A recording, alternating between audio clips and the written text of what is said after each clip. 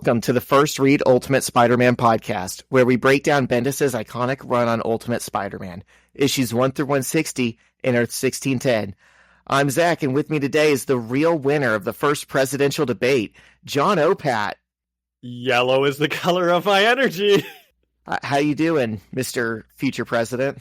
Hey, Zach, how's it going? I am so glad that you came in just talking about the presidential debate. Because I was going to ask you about it.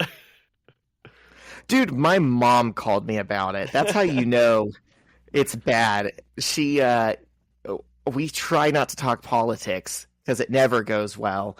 And we were in complete agreement. We're like, oh, we're right? I'm actually really proud of myself because I did not know that there was a presidential debate until after it happened. Yeah. Yeah. Pretty good stuff.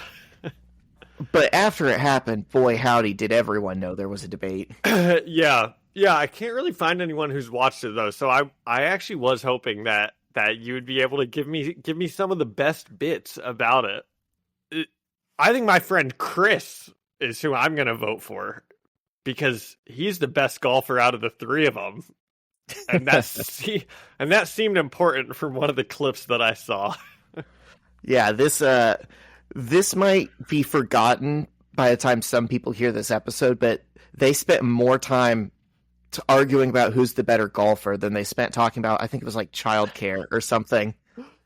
That was way too big of a focus of the debate, was which of these old men is a better golfer.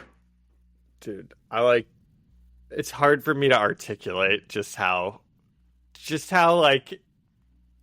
I can't believe that this is the political world that we live in. I just can't believe it. It's unbelievable. And the thing is, if you're Biden, that's a weird hill to die on because you can say many things about Donald Trump, but I don't doubt that man can golf. He does it all the time. I was actually kind of thinking the same thing. I was like, dude, Biden was like, hit him on anything else. Damn, I feel like we're gonna lose some viewers early in this one who just came in hot immediately about politics. But Biden was like, yeah, I got it down. I got my handicap down to a 6 when I was vice president. And I'm watching this clip and it's like, dude, these are the presidents of the United States, man. They sound like children talking to each other. And I was out golfing with the gym teacher, who, I don't know, I might vote for him. He's probably better than both of these guys. But he was like, not only did they each had their set amount of time to talk, right? Whoops. But after their time was over, they had to shut their microphones off. So they couldn't interrupt each other. And that's you just know they were embarrassing. I mean, we can't even, they're supposed to be the most, I don't know, smartest, mature, best head on their shoulders people in the country. That's why they're running the country. And we're we can't even be okay, guys, don't interrupt each other. That's bad. We're you can't interrupt each other. We are physically taking the power away from you because we know that you will do nothing but interrupt each other. I mean, are they kindergartners? This is it's just incredible stuff. And I'm here for it. It's messy drama. We might be the first empire that you can watch the collapse of it like it's a reality TV show. Yeah, and that's what we do. And as a messy who loves drama, I'm here for it. I'll say it again. So I didn't watch the debate because I was doing something far more adult and productive than hearing what those two had to say. Were you cleaning out of your underwear? Because that would have been more adult and productive. Close. Me and one of my oldest friends, probably my most immature friend, dude, we were throwing a football, specifically one of the Nerf footballs with the tail on it, so we could feel Anthony Richardson and Josh Allen just letting that thing fly. It. Yeah. And we had foam swords, and we went back to our elementary school, and we were sword fighting on the playground as the Duel of Fates was playing in his pocket. Wow. And my buddy, so we're sword fighting, and we're like, this is great. Why don't we do this more often? And he turned around and smoked his head on the top of the playground equipment because it's not meant for adults to be running through, and probably got a concussion. Oh, and then we went to White Castle, and we did the Crave Crate Challenge, and let's go. ate 15 sliders each. That sounds awesome. All this sounds while like the a debate is great happening. Day. And just think It you was could have been pretty watching the fun. debate. I know. And instead, I got to come home after it was over and see the highlights, or the lowlights as they were. Yep. Listeners, write in your favorite parts of the debate if you watched or cared or anything. Okay, I want to give some love to my buddy Ethan here. He's getting married soon. You mentioned throwing the football around, and he's like, have you ever seen The Room? No. Okay, have you ever heard of the movie The Room?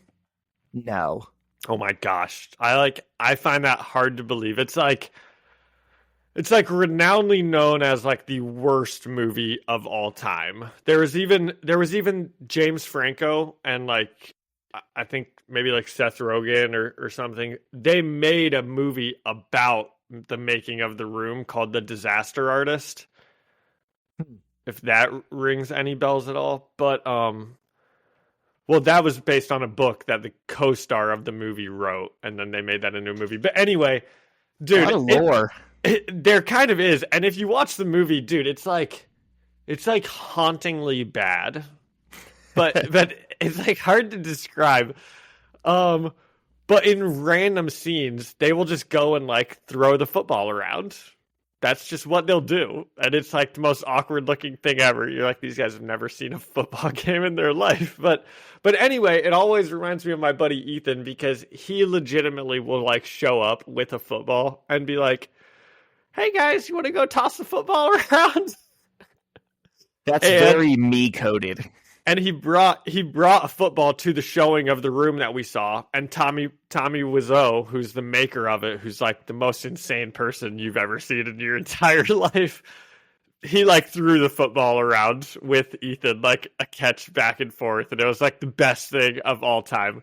Hell but yeah. Even on, and I've got this like picture with it and everything, but even on my friend Steve Harton's wedding, his wedding day, as we're all getting ready for, we're getting into our tuxes for the wedding party, who knocks on the door with a football in their hands? But Ethan Evans, like 3 hours before the wedding starts. It's like, you guys have time to go throw the football around? That's hilarious. Dude, oh my God, it's so funny. Anyway, he's getting married this November. It's going to be awesome. Let's go. Congrats, Ethan. Yeah. Yep. That reminded me of two things. So this same friend that I was just doing all that stuff with during the debate, during his wedding, as he's like up at the altar waiting for his bride to walk down the aisle, I'm like sending him fantasy football trades and blowing up his phone, and he like can't help himself but look at him. And then it's like, hey man, give me Tyreek Hill for a 3rd round pick. Like, it's the stupidest things ever. I'm just wasting this man's time. What truly would have been great is if you like right as his like bride is walking down the aisle, right? You send him that trade and you're like, I'll give you Tyreek Hill for a 3rd round pick, and then cancel that when the wedding ends. just so he'll get to see that afterwards and be like, oh my God, if I had just looked at my phone. That's diabolical. And then the other thing is, I love throwing the football around so much. Dude, when I was a little kid, I would walk down to Franklin College with a football and just sit on a bench and look sad. And the college guys who were walking to and from their classes would be like, hey, little buddy, you want to throw that? And I'm like, Yeah, that'd be nice. Wait, how old were you? Maybe like 8. Dude, that's awesome. That's awesome. I bet you like I bet those guys were psyched to also be like throwing the football around. Yeah. All right. You got anything else? Nope. Let's get into it. This was like our fastest intro in a while, 10 minutes. Well, Shiloh wants us to do a 10-minute episode today because Zach has a lot of things he has to do. Oh my gosh, I do have one more thing. Sorry, Shiloh. Listen, I wanted to say this first thing right when we entered, but instead I did that awesome yellow is the color of my energy pun. Okay. I have to make an announcement. So, Zach's mom is getting upset with us because we keep saying that Zach's dad radicalized Osama bin Laden. All right. And I just want to put that to bed once and for all. We're just joking, Mrs. Armour. Of course, Zach's dad didn't radicalize Osama bin Laden. And we're not going to can't rule it out completely. No, Zach, we're not going to make that joke anymore. Okay. All right. Do you think she's still listening? do you think she signed off? Because like you said, we can never know for sure. Dude, the evidence against him is interesting to say the least. It's piling up. Yeah. All right. Okay, now we can get into Thanks it. for that. Yeah. All right. Let's hear it from the Better Business Bureau.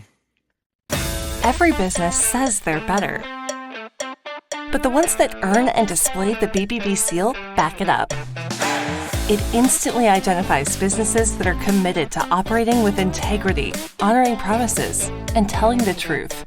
Makes you wonder why every business doesn't have it. So look for it, because it's looking out for you.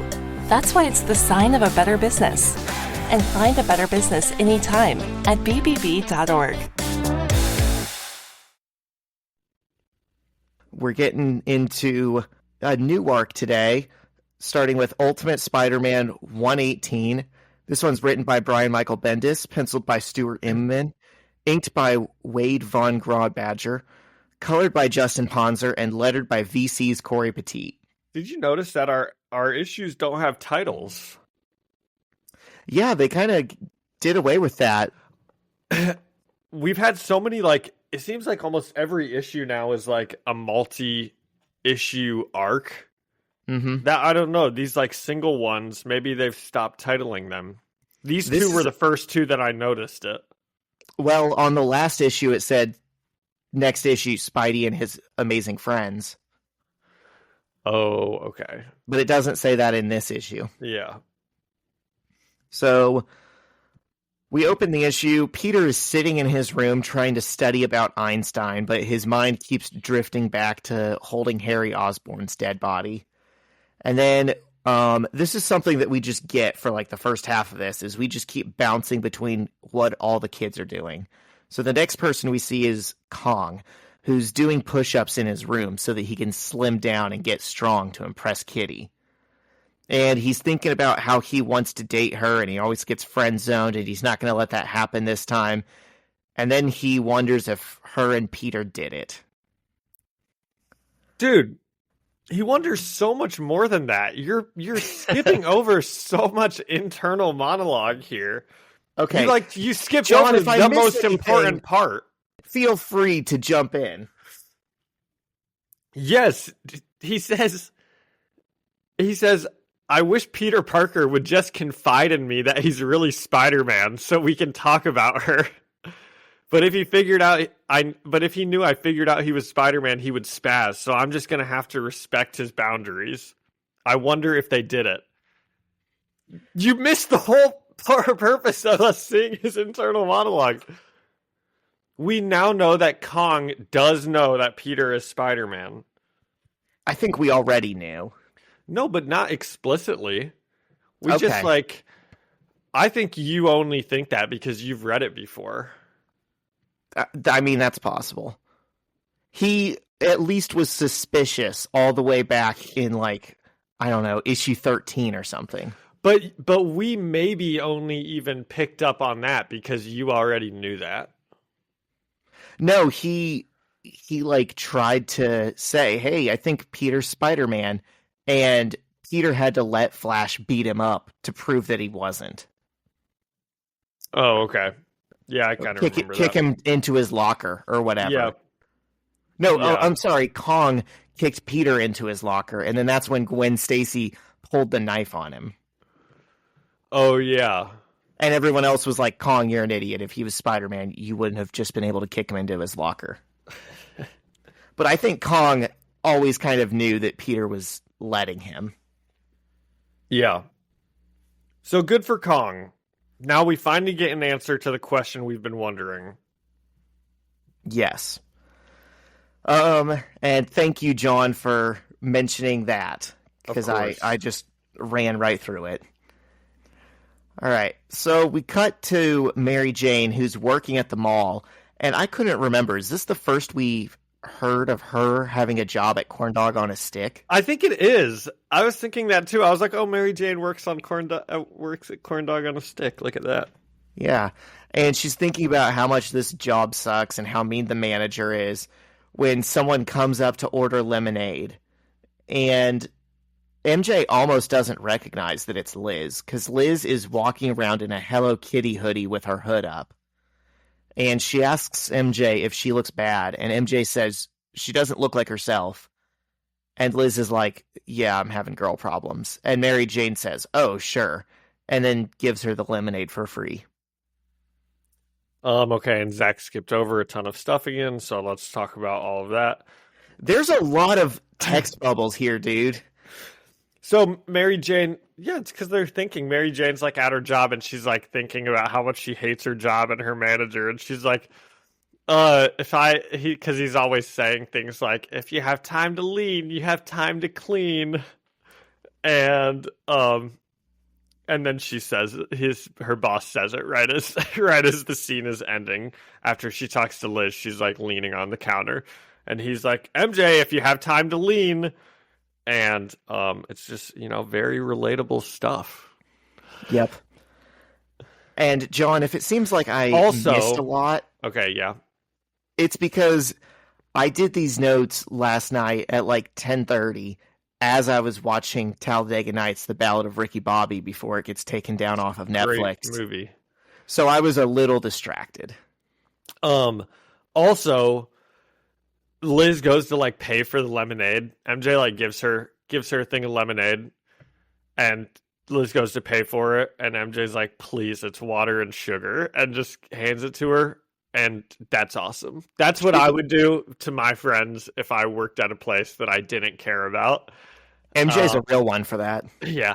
It reminds me of this time. One time I went into Meijer, and Meijer sometimes has some good deals on steak, so sometimes I'll stop in there and, see if anything's on sale. And I remember perfectly, I misread the signs, and I misread the deal. So I get to the checkout, and it's ringing up for more than it is.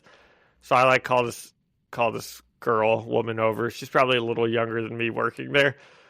And I'm like, hey, blah, blah, blah, right? I kind of know that I messed up, but I'm still going to try to get the deal that I'm like, hey, I think it said it was, $11.99 a pound over there. I was pretty sure. And she just punches it in. I'm like, yeah, and I'm like pointing, and she's like, dude, I don't care. I just work here. And I'm like, right on. Love it. Dude. Okay, another side tangent, but it's timely because the 4th of July is next week.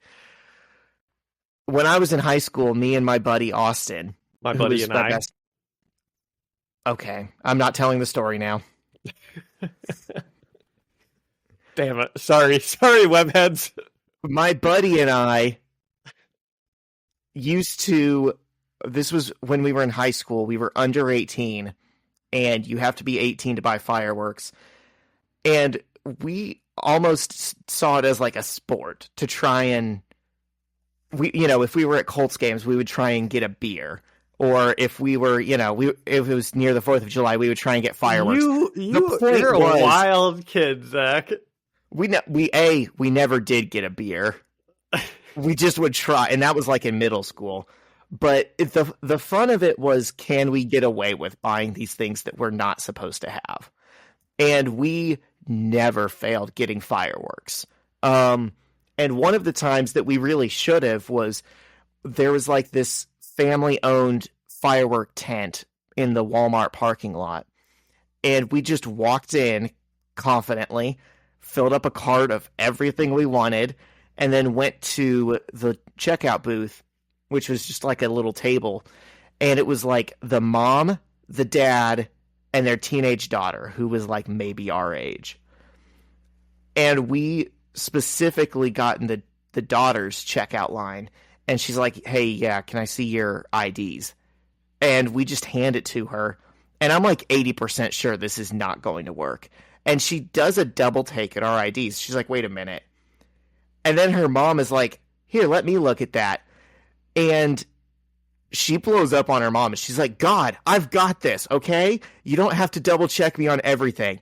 Hands us the IDs back, sells us the fireworks. Oh my fucking good and God. well. Oh we're like my 17. gosh. That is so funny. She was a real one.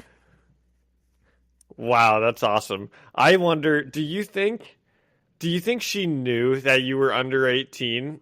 Absolutely, because she even started to like maybe call us out on it, and then decided her she mom wasn't going to. Got on her, and she's like, "No, screw this. I don't care."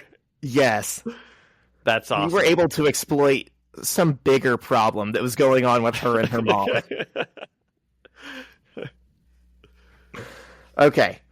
So now we follow Liz, which is a very weird thing for us to experience. As she walks away in the food court, and we're getting her internal monologue, and this is interesting. She's like sweating profusely, and she wonders if she has cancer, and she thinks to herself she wishes it really was her period. So she just said that to Mary Jane, but it's not. She considers going to the hospital and then convinces herself it's probably just food poisoning from the mall.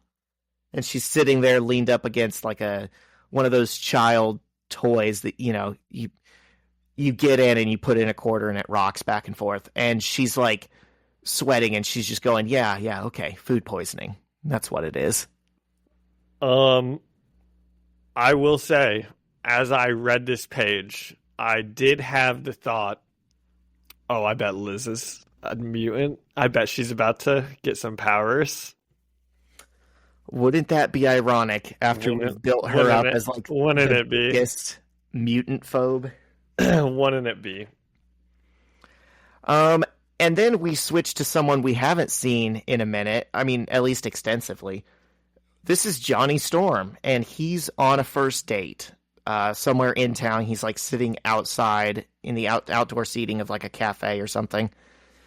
And he's sitting with a beautiful blonde woman, but she's not talking to him at all. She's just texting on his phone.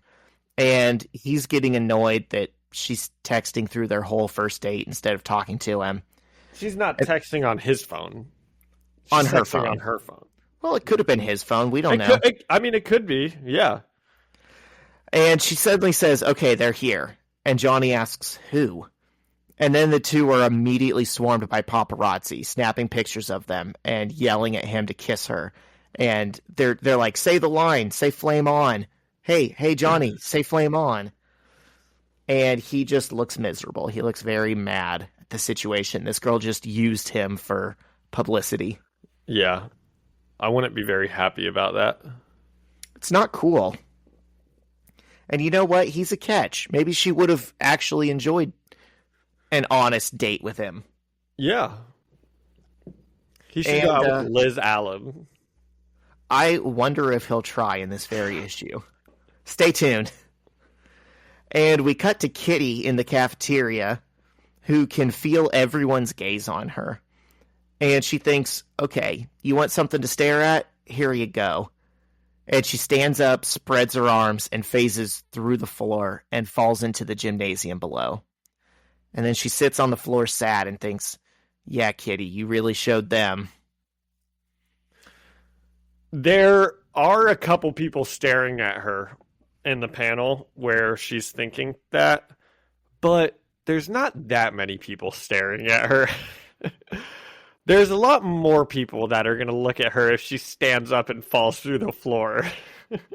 Also, this isn't the first time she's done this at the school. She's like always running through lockers and doors, and they're probably looking at her because she does it so much. Probably, but maybe if she just does it enough, then they'll get over it. I think maybe that's her thought process.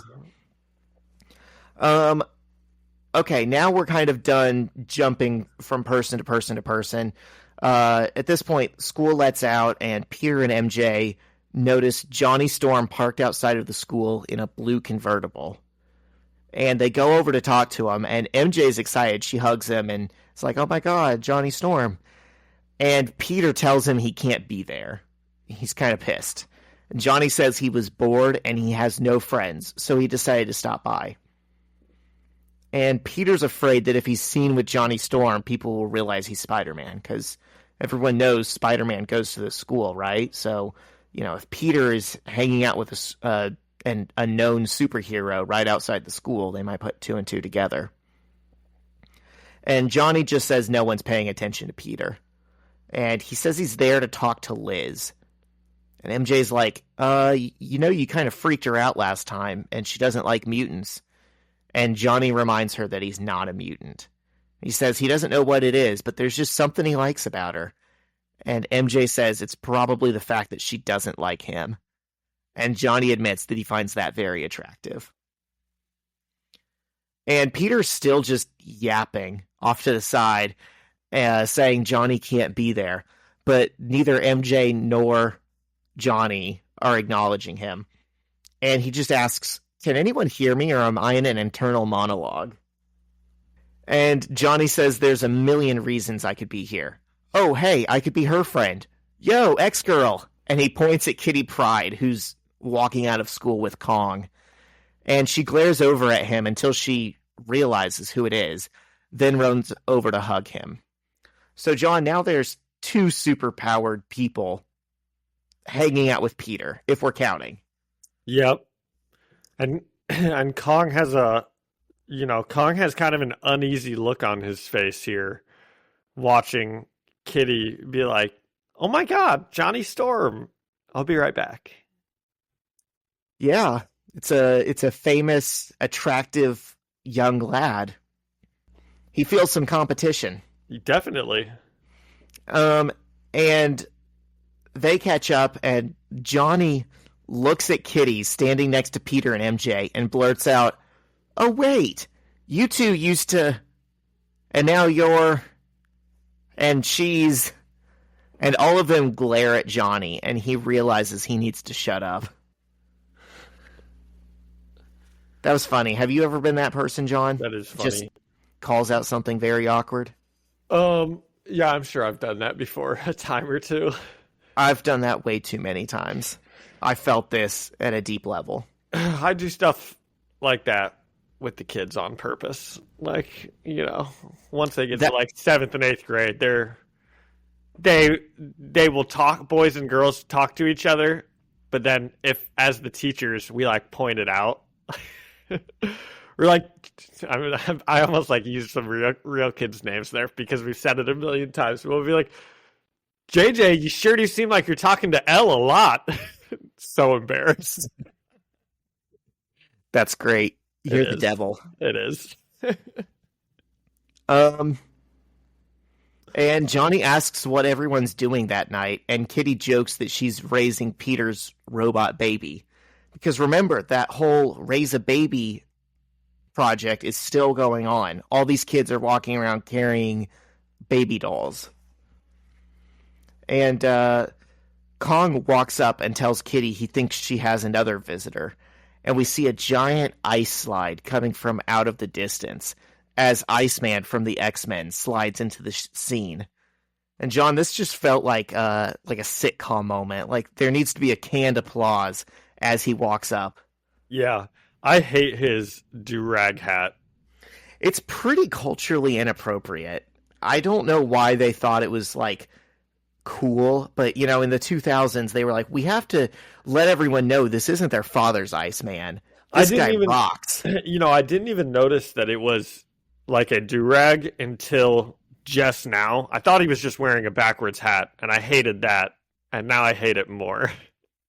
Yeah, it was a choice that sucks. So now if we're counting, there's 3 very visible superheroes all standing around Peter Parker outside of the school everyone knows Spider-Man goes to. So he's dying on the inside. He could just walk away.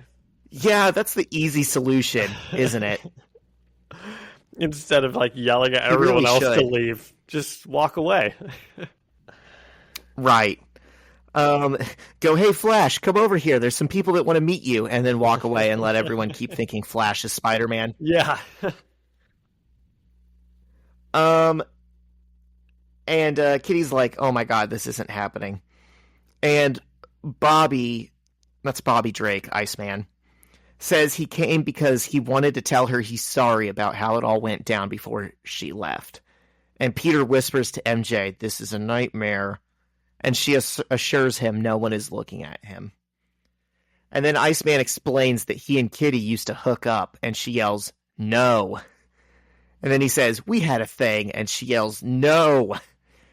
And she calls him a jerk, and he says he knows, and he's sorry, and he came to apologize and say he misses her. And he's like, I called you, but you didn't call back. And Kitty says, which in our society means what? And we can see Kong in the background watching this from the shadows. Yeah. And Bobby says, fine, I'll go. Everyone at the school misses you, by the way. Dude, why is he in his stupid Iceman form? I hate the way it looks. I don't normally dislike Iceman. I like him in the X-Men movies, but I don't like the way he looks in this. He looks like a nude porcelain doll or something. He is. And he walks by Peter and he says, hey, aren't you really... And Peter says, you don't know me. Dude. And Bobby says, no, you're... And Peter's like, dude. And shushes Bobby, who finally gets the point and says sorry and walks away. And just then, Johnny spots Liz on the steps of the school and runs up to her. And she's still kind of acting funny. She's still in that Hello Kitty hoodie with it up. And he says he feels bad about how their first date went and asks if they can try again and promises no powers this time. And meanwhile, Peter, MJ, and Kong are watching Kitty and Bobby have a private conversation on the other side of the parking lot. And Peter and Kitty can kind of sense that Kong is... Peter and MJ can kind of sense that Kong is sweating it. And they reassure him, Kenny, Kitty likes you. You don't have anything to worry about. And just then, Kitty storms away from Kitty Bobby. And Peter share a nice look. Or Peter and Kong share a nice look. When he's like, don't sweat it, Kenny. Yeah. Zach's missing out on too many emotional moments. You're losing all of the, what's it called? The body language? I don't know, yeah. Yeah, it is very well drawn. It's very funny. It's very teen drama. But like I said, I was kind of making these notes with one eye and then watching Ricky Bobby with the other. But, if Kong knows that Peter is Spider-Man, and earlier in this episode, he's like, man, blah, blah, blah. I wish we could talk about how he's Spider-Man and he could help me with Kitty and... this would be awesome. And then, Peter still kind of does help him with Kitty. Peter saying that would mean a lot to Kong. Don't sweat it, Kitty. She likes you. That would mean a lot to him because Kong knows more than even Peter is letting on when he says that. Peter thinks he's just saying that to Kong as a friend, but Kong knows he's actually saying that as her ex-boyfriend who does know her. And, I don't know. You see what I'm saying? Yeah. Yeah, there's definitely there's more layers to the conversation than what's explicitly said that Kong is picking up on. Yeah. It's a very sweet moment. I gotta say, I like all the character development that we've had at this point where, 118 issues ago, Kong was just the dumb bully with Flash. And now it's like, we hardly see him with Flash anymore. He's their friend. He's grown up a little bit and is just part of the group. Yep. Brian Michael Bendis, part of the group. Love it. And so just then Kitty storms away from Bobby and walks. I want to see you make your own comic run, and it's like have myself insert character. every issue, it's just like Peter and MJ like hanging out, and then they're like, oh, "Man, this would be so much more fun if Zach Armour was here to hang out with us." Gosh darn it, that guy's cool. Are there MJ? Do you have any friends who we could set Zach up with? That's funny. It's not that blatant, but I think we know what's going on here. Okay, so Kitty storms away from Bobby and walks back towards the group, and it's a little unclear what's happening because it seems like she's mad, but then like a moment later she seems kind of happier. I don't know. Can you help me describe what's going on here? Okay, not really. So she's kind of like in one panel she's everything. She's throwing everything back in his face. She's like, okay, just so we're clear, you came here to say you're sorry because you're a jerk and blah, blah, blah, blah, blah. And he's like, yeah. And she's like, oh, okay, then we're cool. Yeah, it's like from one moment to another, she's going from F you, Bobby Drake, to like, she gets him to agree that he sucks and she's cuter than Rogue, which is who he left her for. And then she's like, Oakley dokley. She's like, oh, good, he thinks I'm cuter than Rogue. It's very strange. Yeah. And then he hands her a note from Logan, which she reads before shedding a tear. And we never get to see what's on it. He asks her, and she just tells him it's personal. And Johnny and Liz walk back to the group, and he tells everyone to come to the beach tonight because they're all hanging out. So apparently she said yes to redo of their date. And Kitty tells Kong to come too, and grabs his hand. And we cut to all the kids at the beach, presumably Rockaway Beach. Where Kong is taking a phone call and the girls are in the water and the three super lads are talking shop. And Johnny's like, hey, whatever happened to Nick Fury? And they're all like, you guys ever seen the movie Billy Madison? That movie sucks. And I'm like, that's a hilarious movie. Why would they say that? Yeah, they're kind of just bantering a little bit. Just talking about normal things before they get to Nick Fury. But when they get to Nick Fury, Peter's like, hey, shut up, not around civilians. And we get a moment where Iceman is like, yeah, there's a special place in hell for that guy. He sucks. And Peter's like, he's not so bad. Which we know he is. Peter, stop defending this man.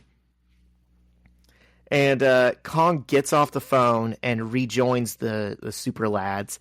And the girls are like, yoo-hoo, boys. They kind of beckon them into the water. And they all get up and come running excitedly. Brian Michael Bendis.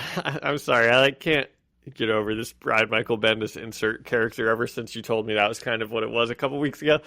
He's like, man, wouldn't it be awesome if I was friends with Spider-Man, Iceman, and Flame Boy?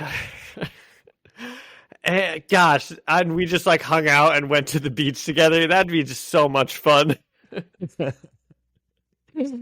He's like sitting there with writer's block and he's like, what do I wish I was doing instead of this? Let's see. I'll date Kitty Pryde and I'll be friends with all the superheroes and we'll be at the beach. Done.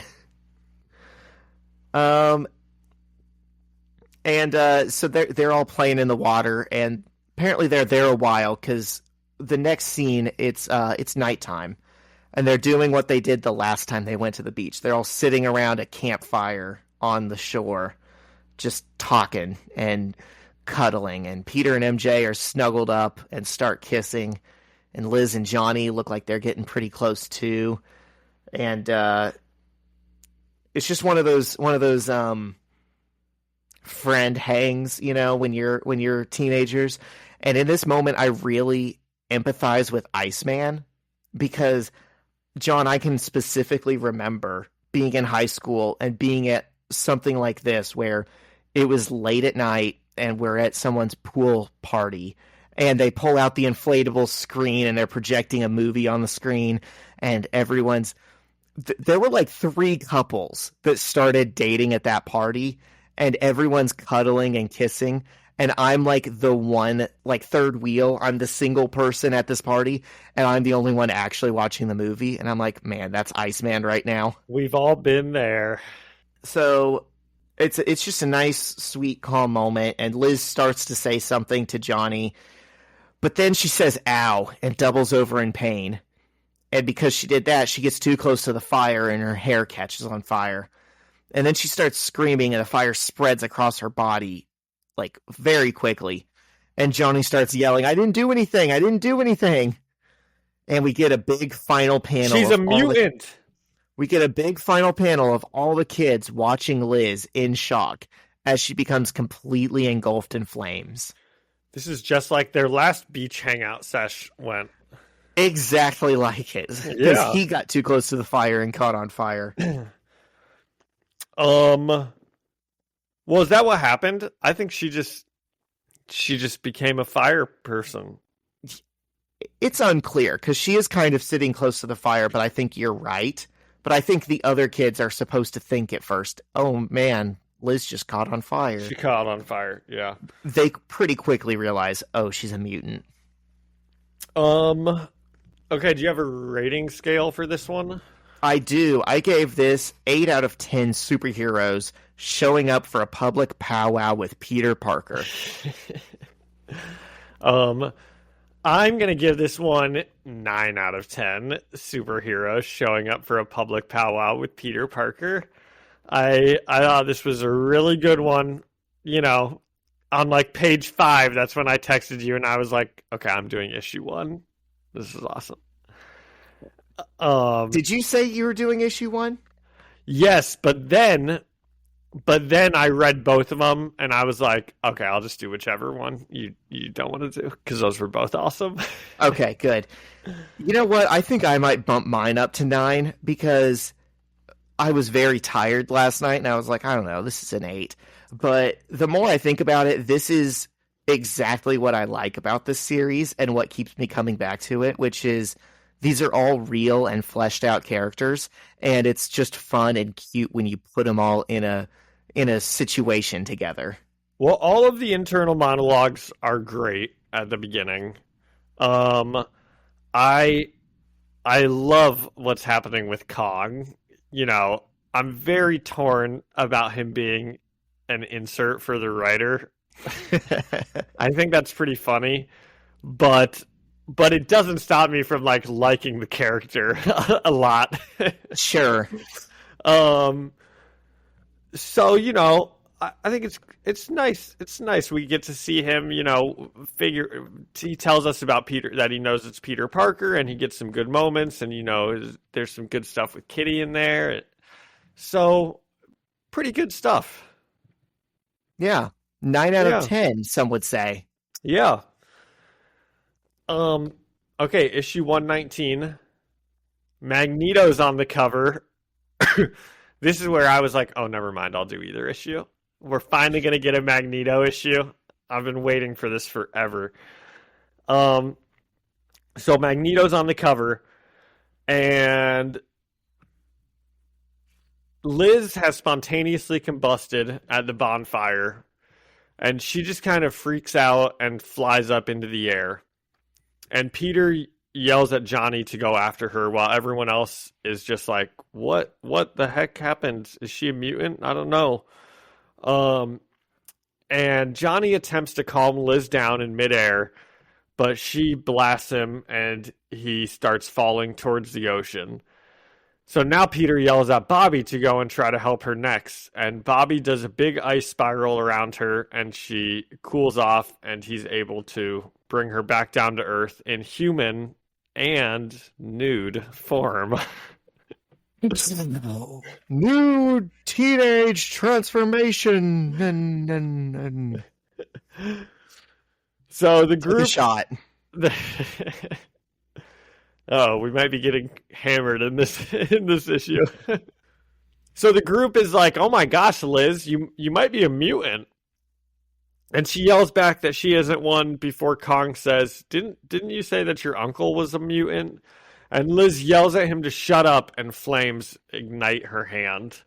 This comes back to what we've been saying for 100 issues.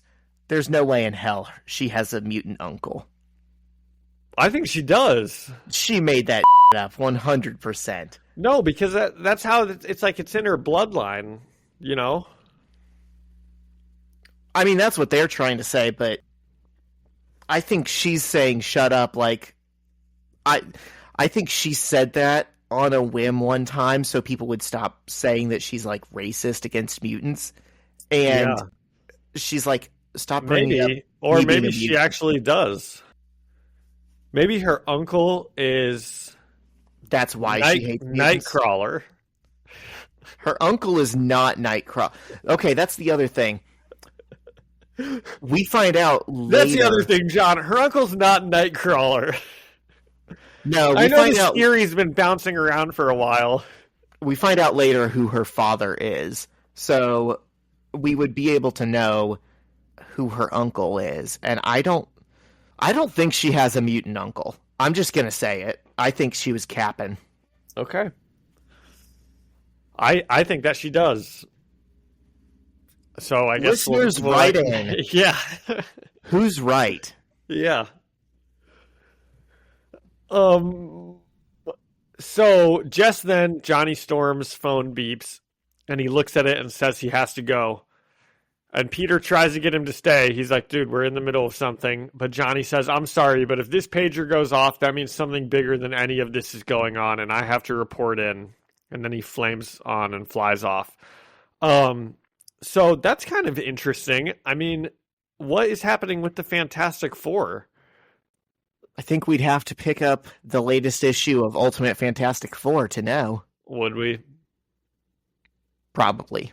Do you know? This is just, or there's nothing. And okay. No, this very well could just be an excuse to get him out of the issue because they don't know what to do with him from here. Yeah. So Liz can't handle what's happening to her. Everyone's like, "Oh, I think you might be a mutant." I don't know. Everyone's handling this so badly. Like people are just like taking turns being like, "I don't know, Liz, I think you are a mutant." And she's like, "No, I'm not. Stop it." And they're like, "Well, I don't know." She's like, "You probably are." It's like, okay, just give her like a couple minutes. But Liz like can't handle it and she says, "I'm not going to live like this," and flames on and she flies off into the sky. And gosh, I thought this was about to take like a really dark turn, man. Like you saw God You, right? Yeah. I thought she was about to, yeah, Gen V, that's what it's called. I thought she was about to just like fly up into the sky and explode herself. Like that one dude. Because you've been Gen watching V. The Boys. I don't know. I was like, where their head's at. She's like, "I can't live like this anymore." And then she just like flames on and she says, "I'm sorry," and gets a sad look. I was like, oh my God, dude. Surely she's not just gonna like, surely not. If this was a different Ultimate Universe book by a different writer, that would be a genuine concern we'd have to have. But I don't think Bendis is that edgy for edgy's sake. That kind of, we will have to talk about The Boys and Doctor Who a little bit afterwards. I'm caught up on The Boys, so I could do that. Excellent. Okay, so Kong says, so she flies off again, and Kong is like, "Oh man, someone has to go and save her." And Bobby has his do-rag on. He's like, "No problem." And he surfs off on a bunch of ice. And Kong looks at Peter and he says, "You too." And Peter says, "Me too what?" And he says, "Go help her." And Peter looks at Kong and he's like, "What are you talking about?" And Kong gets all big and gets in Peter's face and says, "Okay, fine.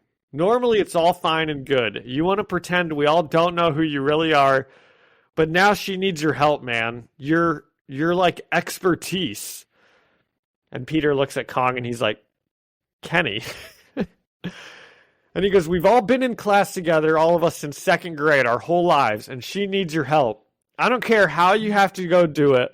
If you want me to say something in code, like, you should tell Spider-Man to go help her, then that's fine."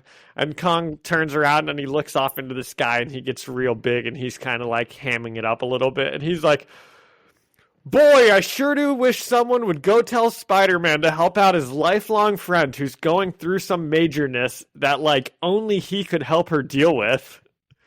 And Peter looks at Kong for a second, and then he takes off running in the opposite direction towards Liz. And MJ looks kind of pissed, and she looks towards Kitty, and Kitty's like, "Hey, I didn't tell him." And she says, "I didn't." And Kong looks all cool and impressed with himself, and he says, "She didn't tell me." I don't know. I kind of love that entire scene except for the very last shot of Kong. Are you kidding me? I like that best. I don't know why he's so proud of himself. I don't know why he's in that goofy like profile, like just draw him head on or something. He's like, "I figured it out. They all think I'm just some dumb jock, but look at Kong." Look at King Kong now. I also like how you can kind of see it when MJ just kind of looks like a gremlin next to Kitty. It's like, yeah, there's something about Stuart Immonen where Kitty is always the most beautiful person he draws. And MJ is a gremlin. I like MJ too, but I'm realizing as a Kitty Pryde fan why I like Stuart Immonen's pencils so much. Oh, okay. And the other series I know him for also features Kitty Pryde prominently, so he does a good Kitty. Yep. So Bobby catches up with Liz and manages to calm her down a little bit. And he does another ice cyclone that helps to put her out of fire. And then I'll let Zach do it. New teenage transformation. Yep. 2 new teenage transformations in this issue. That's a lot. That's, if I had a nickel every time. I was waiting for the day that you did that. Yeah. I did. It was some friend's bachelorette party yesterday.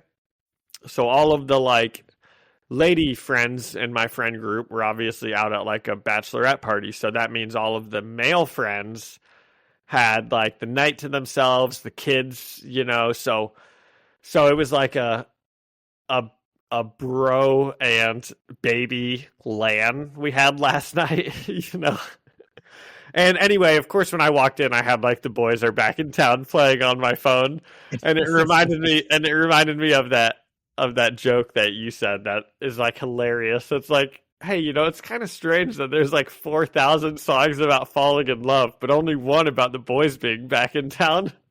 And I didn't say that joke because it's not my joke. I didn't want to steal it, but it did Not mine either. It did make me laugh internally, thinking about it. You're a better person than me, John, because I definitely saw or heard it from somewhere else and have been using it ever since. Yeah, that would have been a good time for it. I love that you make a dramatic entrance everywhere you go. Always. Yeah. If you don't have me giving you a unique intro on the pod, you've got to make one yourself. Yep. Yeah. Because you're a messy who loves drama. I am. I love to be the center of attention.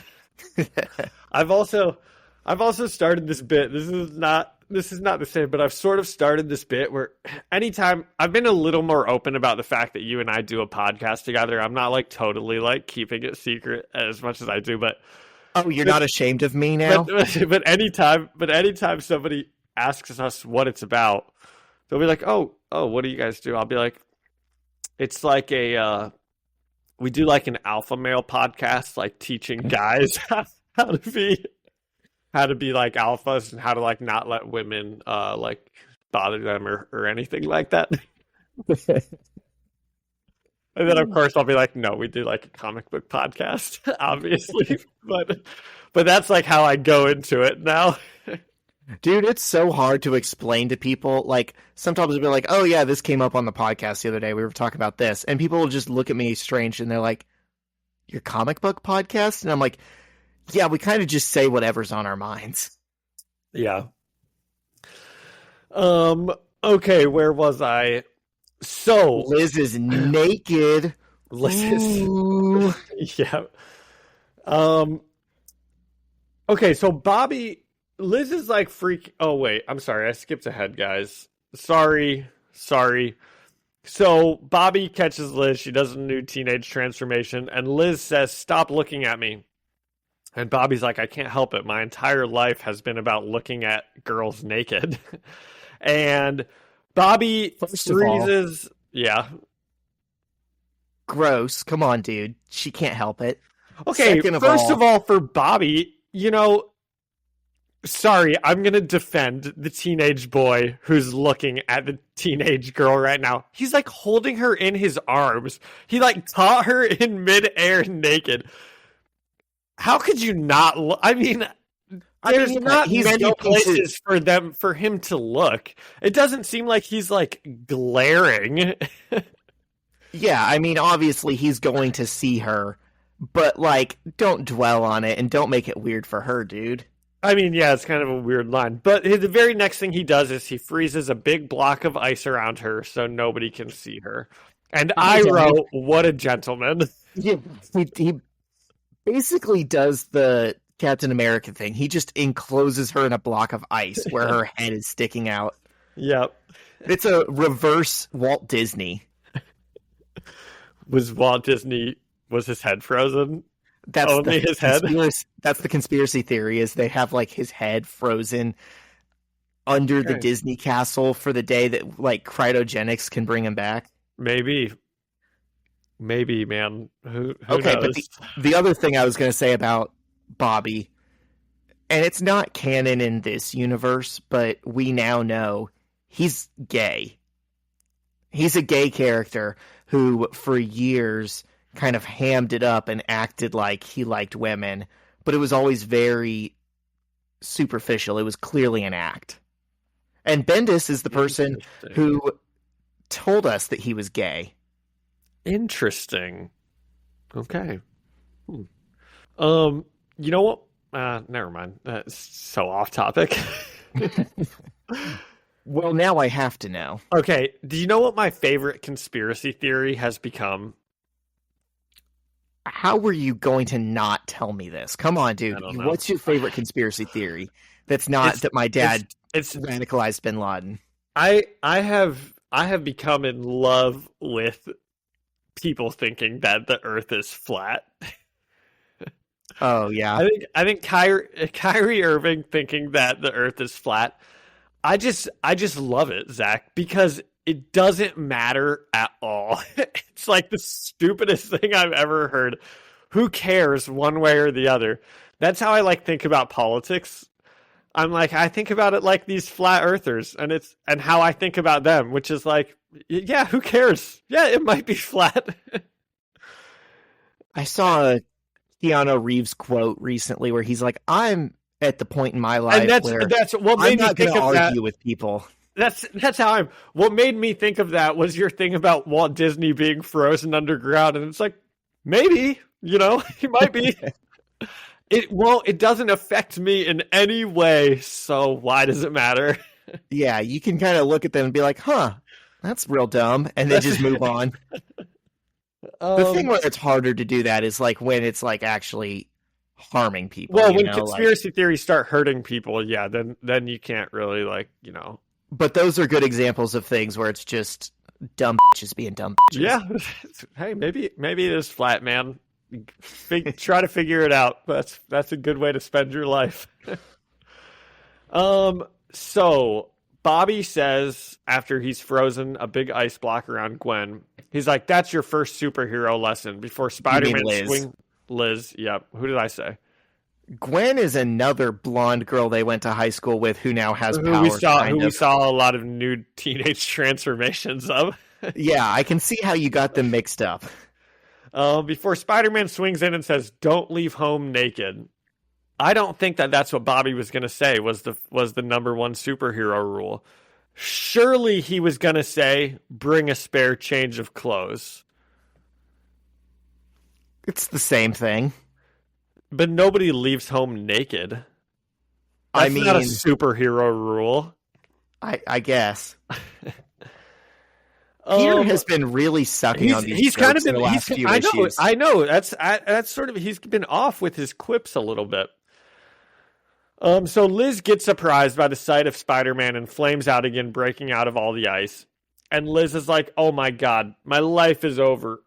How can I keep living? I can't go back to school." And Spider-Man's like, "Well, you can still have a life. You know, I have a life." And he tells her that she gets to decide what she does with her gift. You can be something special, one of the good guys. Practice your powers, then go out there and fight bad guys. Help people that need help. Or, I don't know, rob banks and burn people. And Liz is not sold. She's still kind of freaking out. She's like, "Johnny Storm turned me into this freak." And this is where Bobby kind of explains to her how her mutant powers may have developed. Bobby says that sometimes when people like come of age, the mutant powers might like just take on whatever they were near. So if her and like Bobby were canoodling, then she may have turned into an ice person. But since she was canoodling with Johnny Storm, she turned into a fire person. And I don't know. I hate that before. I hate that explanation. Though that makes it like a borderline STD. And it makes it so she actually would really blame Johnny Storm for this. Like, this is kind of his fault. She would think of like forever, you know. And she could have been near Kitty, and she's been like near Peter way more than she was ever near Johnny. Yeah. And if he's not a mutant, then she could catch spider powers. I'm willing to believe that this is just Bobby not knowing what he's talking about. Dumb bitches being dumb bitches. Unless we get like a Professor X explanation that says that, I don't think that this is true. I think she was just always going to become a fire person. 100%. This is him thinking the Earth is flat. It's like, okay, Bobby, if that's what you believe, that's fine, man. Exactly. Don't sweat it. So then they're like, okay, well, you're a mutant now, Liz. So I guess we got to go tell your mom you're a mutant. You know, let's go tell her, and also maybe you should be a hero with your new powers and everything. And I like they aren't. I know I said it earlier, but they aren't letting her think. This is all too quickly, you know. Like, she's still just like panicking about everything, and they're like trying to plan out her entire like superhero life. They can't fathom that she can still just be a regular person. Yeah. Well, it's like they're even saying that. Peter's like, you can still be a regular person, but then you can be a hero in your free time and save people and help the world. And it's like, I don't know if she wants to do that. She like just found out she's a fire person like 2.5 minutes ago. Right. So Peter is trying to get her to be a superhero, and he's like, you have a gift. And with great power, before Liz cuts him off and is like, oh, I knew you were going to say something like that. And Peter says, but you do. And with great power come, and she tells him to stop again, and she won't let him finish his sentence. And Liz is like, oh my God, I can't go to school. My life is over. And Peter says, well, I go to your school. And they kind of talk for a minute. She's like, oh yeah, do you know who I am? And he's like, it's complicated. I'm not really going to say. And anyway, she's like freaking out. And then how did she not recognize his voice or his height or the fact that she was just with him? Yeah, she's got to figure this out.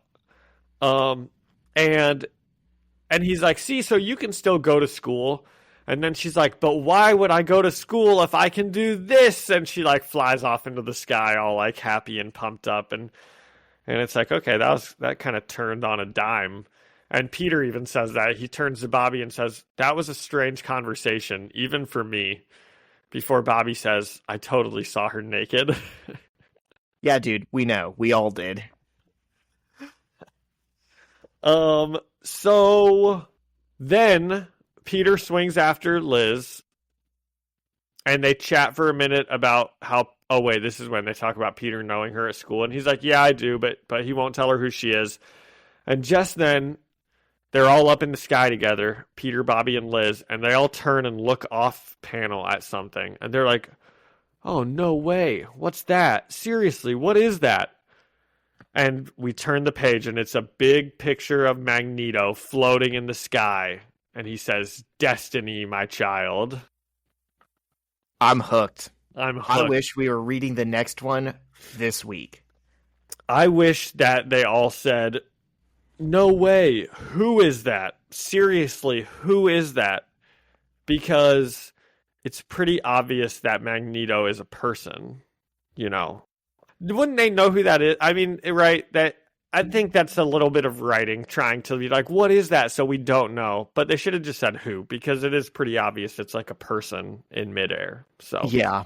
Anyway, pretty good issue. Probably the only part I felt like lagged was where like the conversations with like Bobby, Peter, and Liz, when it seems like they are saying the same thing for like 6 pages in a row.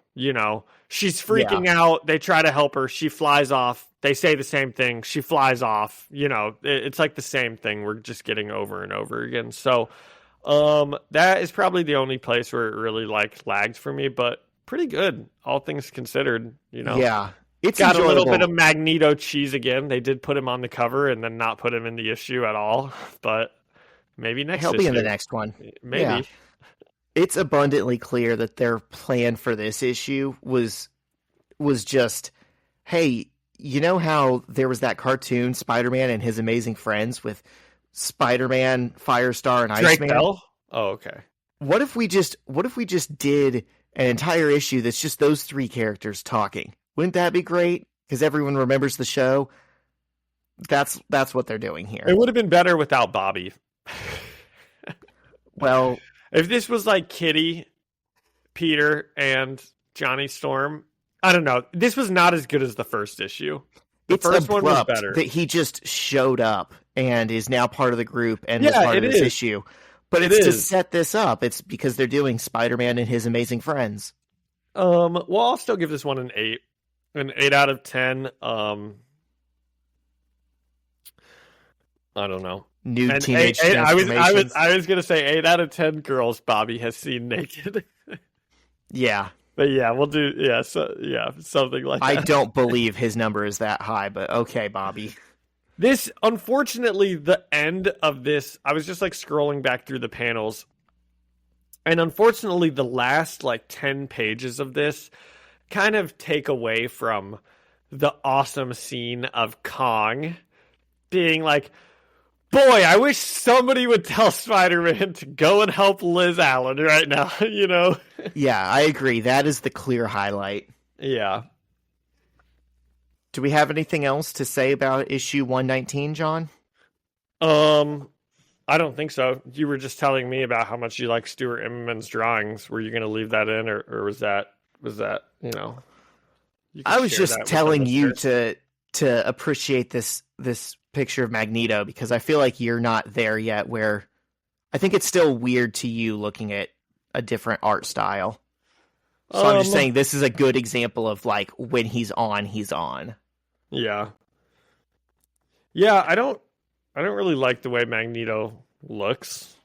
I mean, it's a good drawing, but I love his outfit. It's like it's different. It's cool. I don't know. Yeah. I'm very excited to actually get to see him. Oh my gosh, that means he escaped S.H.I.E.L.D. It does. Because he's been locked up the whole run. They made a very clear point a few issues ago to tell us, well, all the superheroes except Magneto escaped, so that's good. Oh, nice. I wonder if we'll get to hear about that. And what does it say on the tease right after that? It says next issue. And there's a bunch of X-Men. Yep. Yeah, Spider-Man. X-Men issue. All right, I don't have anything else. Okay. Next week, we're getting into Ultimate Spider-Man 120 and 121. Nice. Okay. Doctor Who finale aired, and we've got a bunch of episodes of The Boys. What do you want to talk about first? Well, I haven't seen Doctor Who, but I'm curious. Did you get the answers you were looking for? No, it was kind of, it wasn't a very good second part of the finale. Well, that's a shame. There weren't a lot of things answered. It didn't make a lot of sense. It could have been written, I think, in a way that made more sense. You watch the David Tennant specials, so that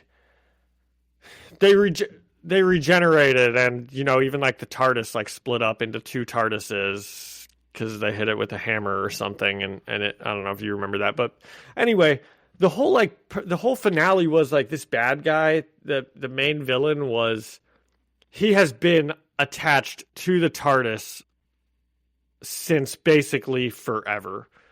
Back in season 4 in the 1970 or season 12 or something, I don't know. Right in the 70s, there was an episode where they fought this guy. They beat him and they killed him. But then we found out, no, they didn't. He has been hiding attached to the TARDIS this entire time since then.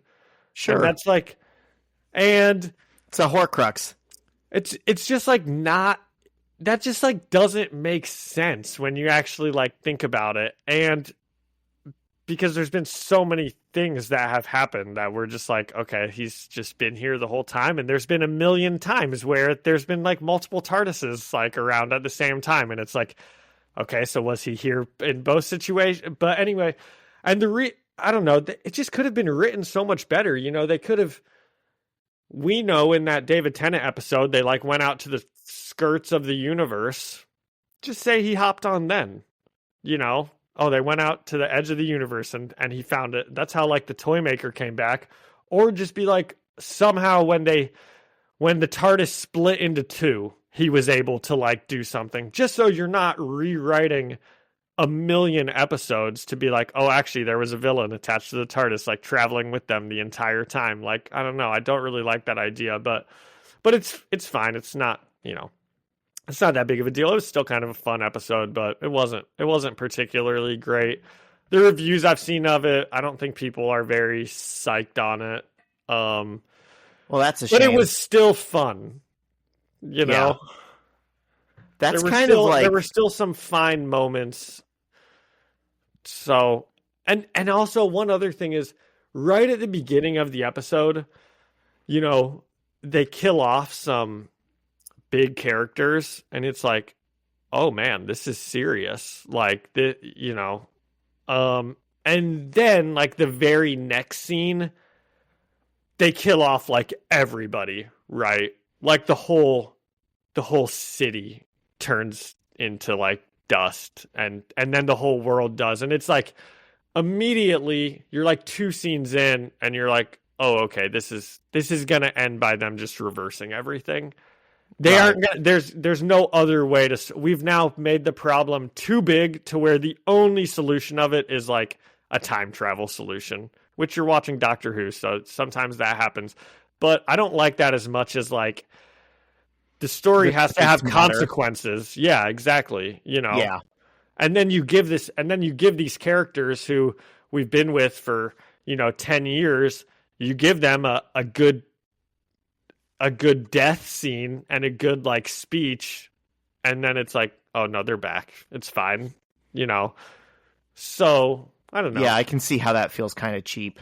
Yeah. So, all in all, first Doctor Who season on Disney Plus with the new Doctor, pretty good. I got 2 thumbs up here, Zach. People should watch it. Yep. Nice. That's our official review. We stan Doctor Who. Yep, definitely. All right. The Boys. Oh my God. I can't believe it. They went woke. I know. They went woke and now they're going broke. Out of nowhere. If only we could have seen this coming the first however many seasons. Yeah. How are you liking this season? I'm like seeing some reviews that it's like not people's favorite and that it is like getting too political and blah, blah, blah, blah, blah, and just stuff like that. What do you think? It's fine. It's good. It does feel a little too...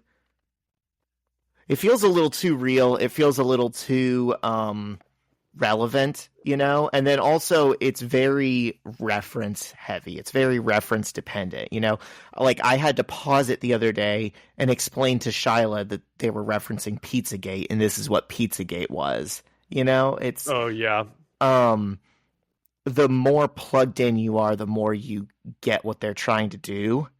And ultimately, I think the problem with things like that is I realized the side they're trying to criticize is never going to watch it and be receptive to what you're saying. It's like MAGA people aren't watching The Boys and either interacting with it in the way that you would hope they would, or they're then going on these YouTube rants that you went woke and went broke and you suck and all this stuff. Yeah.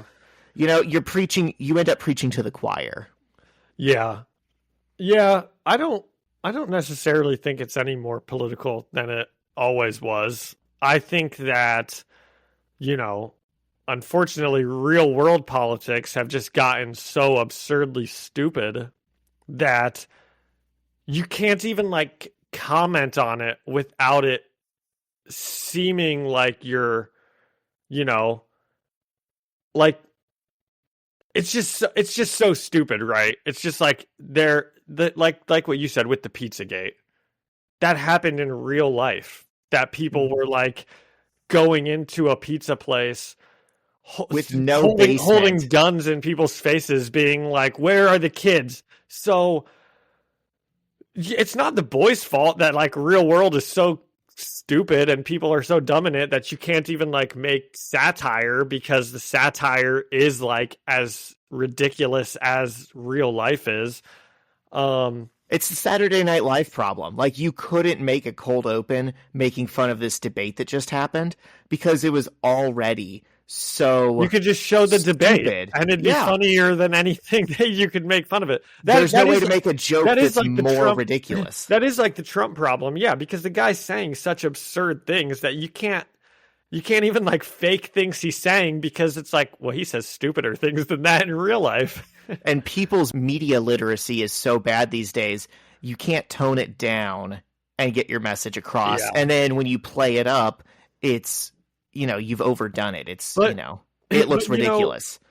I think that The Boys takes a political approach that I think you and I have also, which is, yes, they make fun of MAGA Republicans, but they're not... The Boys is not talking about how great the Democratic Party is or how great liberals are. They talk about how stupid their is just as often. Like the main like villain of this season, not Homelander, but she's like an AOC stand-in, because because everyone in politics is fake and they don't actually care about what they're talking about.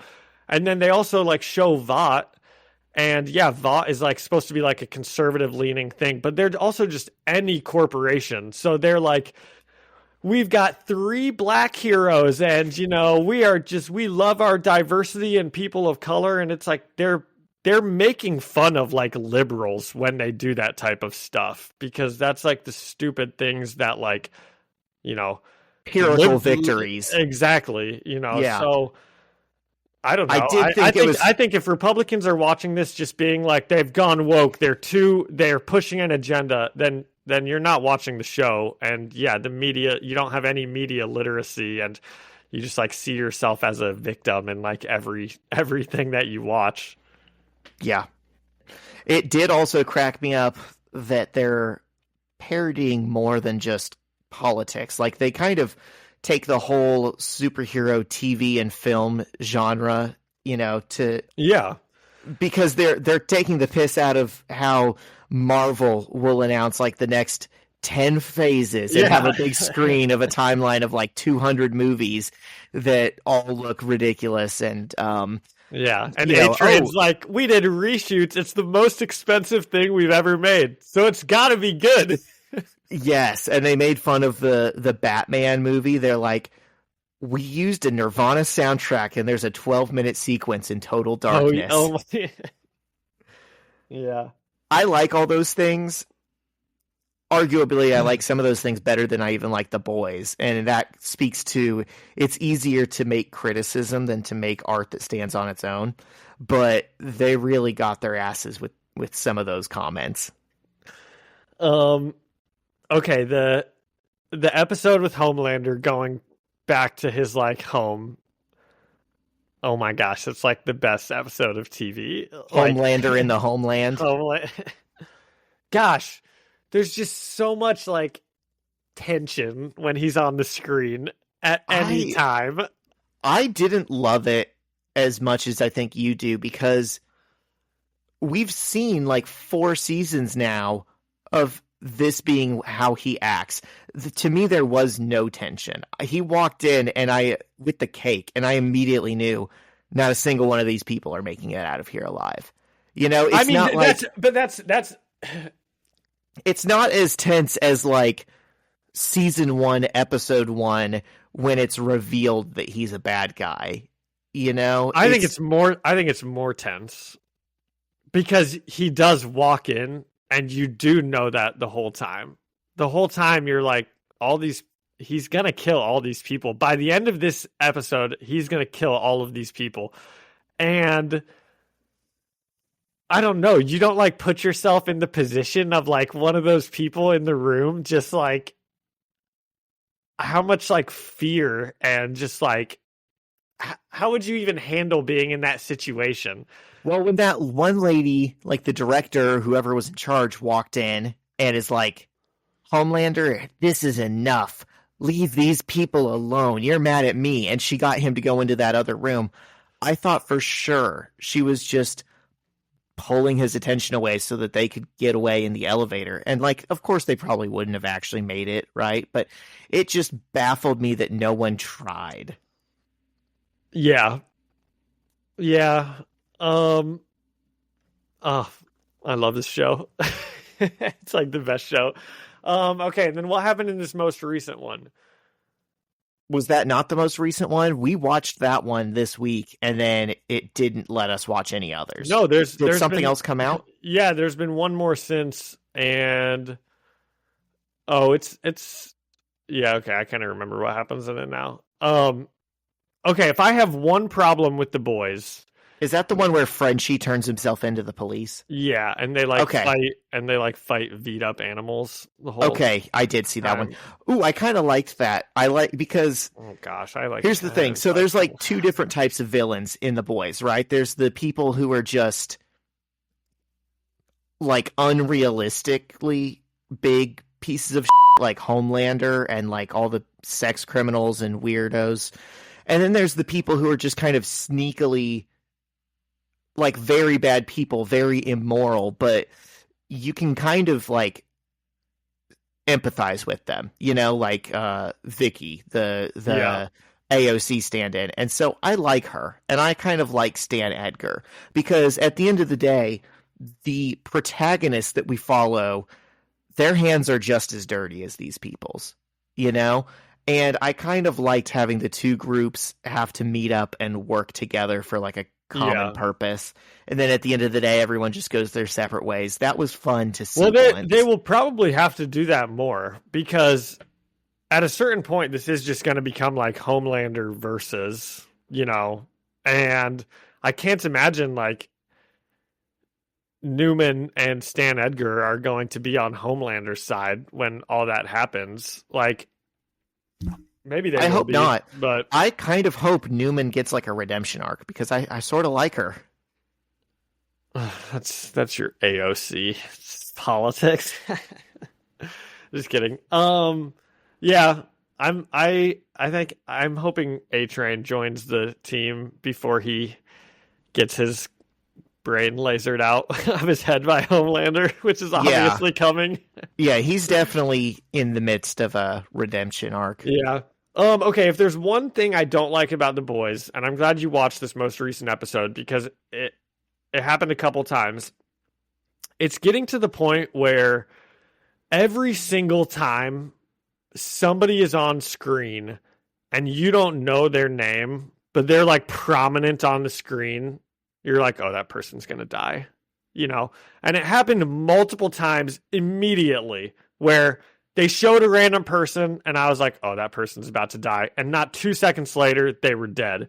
It happened with the random like FBI agent that was with them when they were all running away from the animals.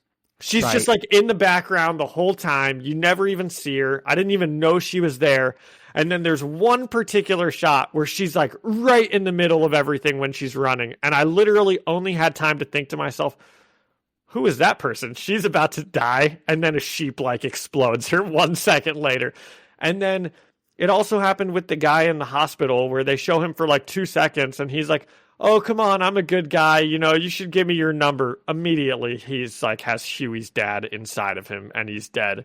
And I mean, that even from reading the comics, that stuff kind of bothers me when they just introduce random people just to like kill them off for no purpose at all.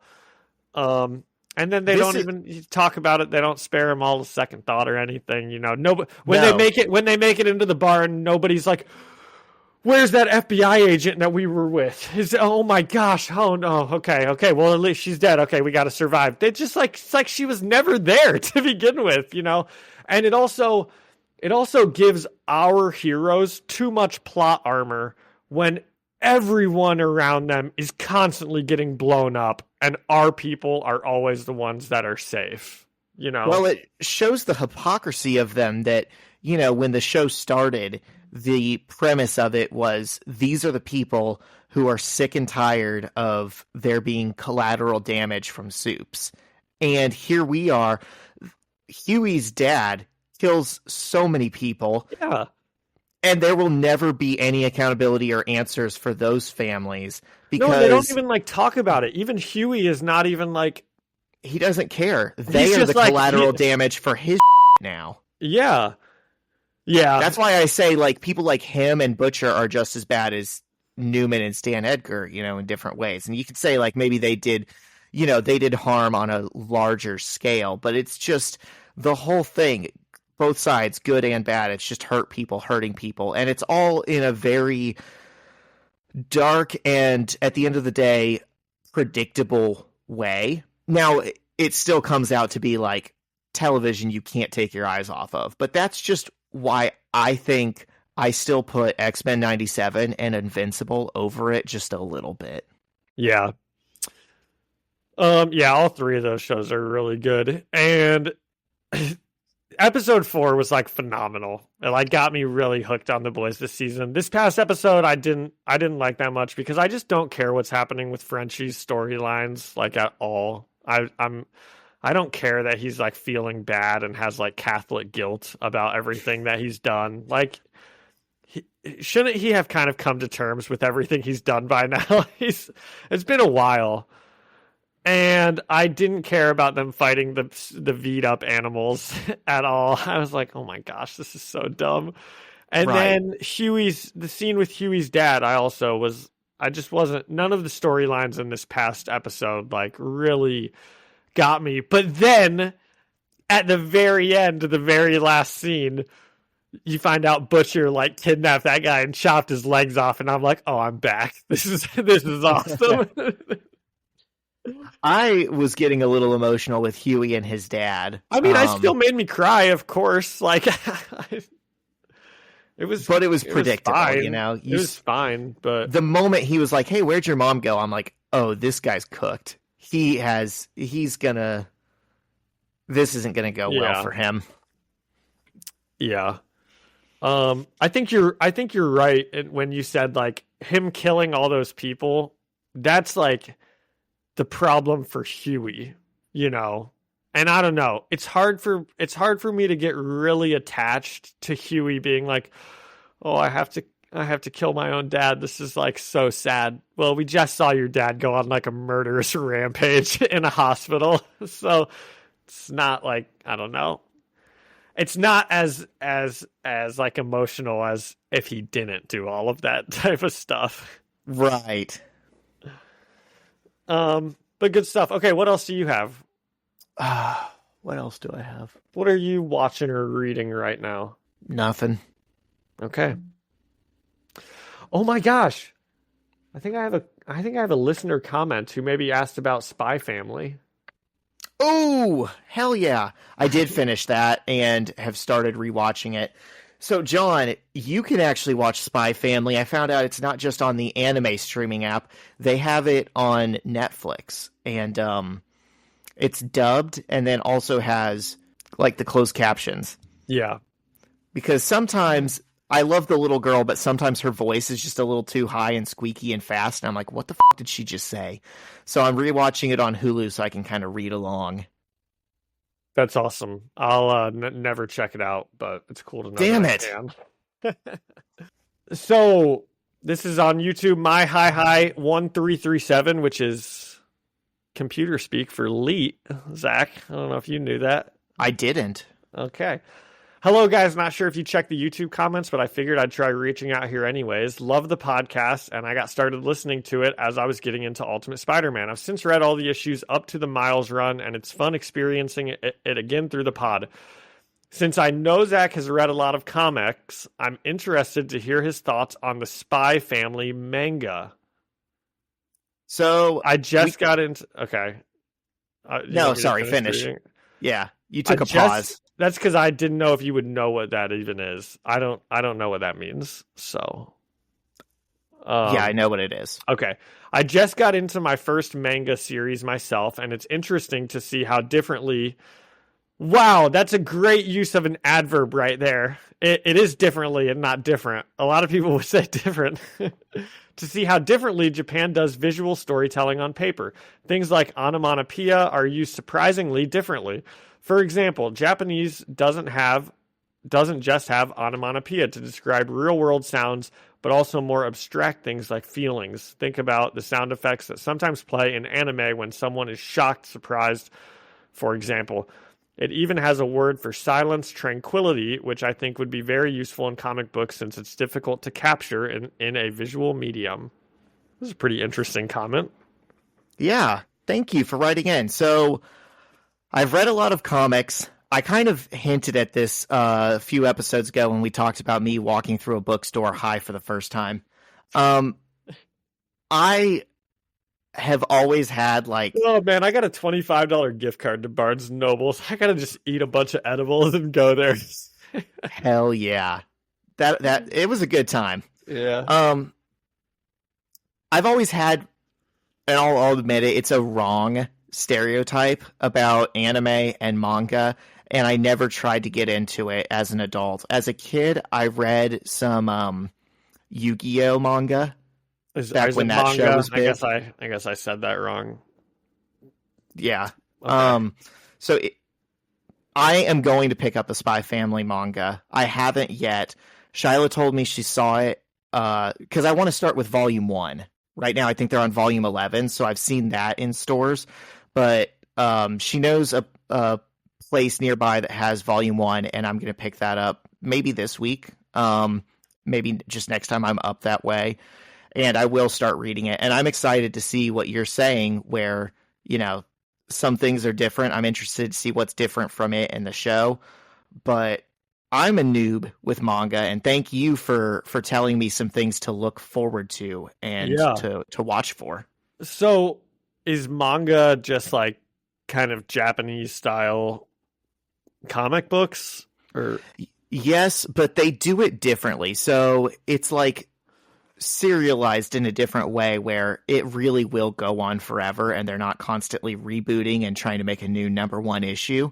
And then eventually it'll all get combined into like, a big book that you can read. And they print it from like the right side of the page to the left. So it looks like you're reading the book backwards. Oh, dude. Yes, I actually have seen some of these before, because we have like kind of like a high Burmese / Myanmar, refugee population at St. Pius, and one of the girls specifically has just like moved around a ton, and she's like really into all that. And she was, and I was flipping through it with her, right? Because I like comics, and she was telling me about how it's on the other side and like blah blah blah blah blah. Right? That I remembered when you said that. It's very popular among the youth. I would say it probably has at this point surpassed traditional American comics. Really? Probably. Wow. Huh. Definitely worldwide, because I know it's also insanely popular in like Japan, where why would the pages be on opposite sides? It's that just a doesn't cultural feel thing. like it makes very much sense. It's like driving on the the other side of the road in other countries. It's just how they do it. But not really, because your eyes I'm reading are like this scanning. page, and then I'm reading this page, and then I'm turning it. Right? And then I'm reading this page and then this page. That doesn't make sense. I agree, so I can't defend it, but that's just what it always has been. It was like that when I was a kid. I'm sure there's a reading reason. Yu-Gi-Oh. Yeah, I'm sure. Maybe I'll look that up. So, fun fact about that, I read in a Yu-Gi-Oh manga when I was a kid. It was like, learn to speak Japanese. Say this, Itano ni nanda kuno musha wa. And they said that meant there's a fly in my soup. And I, for years, told people I knew how to say there's a fly in my soup in Japanese. And we looked it up as an adult. And I think I'm actually saying I am a heretical warrior. So how did you learn that? How did those wires get crossed? I just think they printed the wrong thing on the page. Huh. Interesting. All right, Spider-Man trivia. Jam of the week. Trivia time. Jam of the week. I have a jam of the week, and I have a story for it. Okay. These are going to start being 2 hours now that we've done these. We got all these new segments. They're getting up there. Yeah. All right. True or false? Spider-Man was one of the first comic book heroes to tackle illegal drug use. True. In 1971, the U.S. Department of Health, Education, and Welfare asked Marvel and Stan Lee to produce a Spider-Man story with an anti... What? Stanley who? All right, carry on. To produce a Spider-Man story with an anti-drug message, which resulted in the Amazing Spider-Man numbers 96 through 98. Nice. I guess the Comic Code Authority refused to approve the issues, but Marvel published them anyways. And they were so popular, the authority decided to revise its rules. Huh. All right. How many Spider-Man comics have been sold? What? There's no way you're Is this a multiple choice? Okay, sure. Choice 1. Okay. 178 million. Option 2, 385 million. Option 3, 512 million. Or option 4, we have no way of knowing. Gosh, a big part of me wants to go with option 4, but I'm going to go with option 3, 500 something million. It says through 2021, so this is not a accurate number now. More than 385 million copies of Spider-Man comics have been sold, making it Marvel's best-selling series of all time by a wide margin. Okay, I'll give myself half a point for that. Here's an easier one. Since it did say what more are the than next that. two? What's the next 2 best-selling series of all time at Marvel? It has to be the Fantastic Four and the X-Men. So, The Eternals, the Inhumans. So it's X-Men and then Captain America, and that didn't make sense to me until I realized Captain America has been around since the 40s, so he's had more issues to sell. Yeah, that makes sense. Okay. Number 9. Oh, sorry. Question 3. It's number 9 in the book. True or false, Spider-Man was inspired by a 1930s hero called the Spider.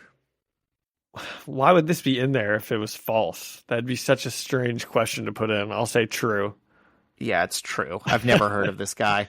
Apparently he wasn't superhuman. He was just a vigilante and a master of disguise who adopted an alter ego to track down and kill criminals. I like it. All right. So you're 2 for 3 today. Yeah. I was going to say 2.5 for 3, but okay. Okay, you want to give yourself a half? 500 million is more than 385 million. Exactly. So you didn't get 385 million. Okay. All right. And then I've got a jam of the week. Perfect. This was an interesting thing that happened to me this week. I was listening to Banner Pilot, which is a band that hasn't been around in several years, and there was no indication that they were coming back anytime soon. And I was listening to them like a whole album one day, and I was just thinking, man, what a great band. I wish they would come back. And like an hour later, they got announced as one of the openers for one of NoFX's final shows. And this is like the first show they've played in 5 or 6 years. So the jam of the week is Alchemy by Banner Pilot. Love it. I have a jam of the week also. What's yours? Okay. Well, I was listening to my Essential Ska playlist that I always listen to. And you know, this is just a fun one, Zach, that I'm sure you know. But it's by Bomb the Music Industry. I Don't Love You Anymore. Yes. You know that one? And I'm going to give that one at a level of microwave mozzarella sticks. I'm going to say the cheese is absolutely bursting out of those. Hell yeah. Bomb the Music Industry, which is like the definitive like ska supergroup of recent years, now that Jeff Rosenstock is huge and Laura Stevenson has had a great solo career. It's cool that you know. I have no idea who any of these. I wouldn't even know the band. Oh yeah, they're not around anymore, but the people that came out of it are like legends. Oh, Jeff Rosenstock okay. is I think he's bigger now as a solo artist. Nice. All right, 2 good jams of the week. All right. You want to send us out? Is that it? I think that's it. All right. Thank you to Ian Hickey for the music and Alyssa Seaman for our artwork. And thank you all for listening and leaving us a review or a comment. You can find us the First Read Ultimate Spider-Man podcast on Spotify or Apple Music or anywhere else you listen to podcasts. And you can come and chat with us and leave us a comment on Instagram at First Read Podcast. Send us an email at firstreadspidey@gmail.com or find us on YouTube, First Read Ultimate Spider-Man podcast. See you next week. See ya.